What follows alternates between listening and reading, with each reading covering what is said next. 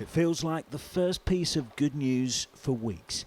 A COVID-19 antibody test developed in labs in Switzerland, given approval by health officials in England.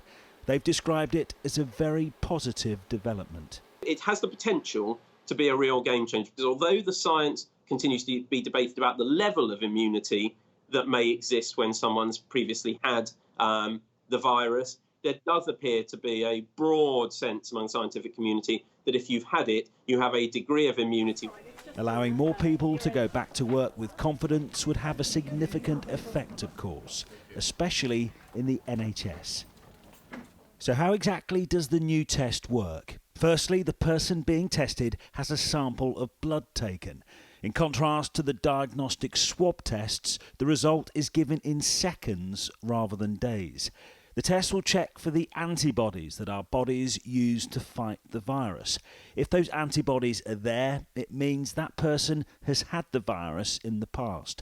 Crucially, England's public health experts say this test is completely accurate. It's a very welcome development and a test, or a type of test that we've been looking forward to for quite some time now. It'd be interesting to know if you had it or you didn't.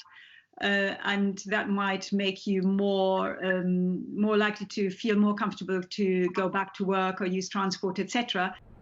Experts at the government's Porton Down facility in Wiltshire found if someone had been infected, it gave the correct result 100% of the time. But the issue of immunity is even more complicated. No one yet knows whether having antibodies means you can't get the virus again.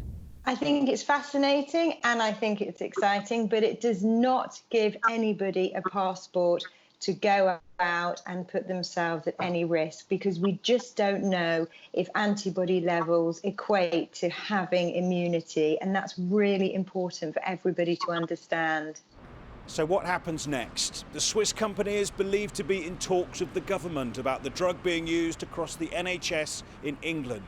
Scotland, Wales and Northern Ireland will make their own arrangements, but will be watching closely. Previously, more than 17 million testing kits ordered by the government turned out to be unreliable. This time, these apparently accurate tests could give an accurate picture of how many of us have been infected. Julian Drucker, 5 News.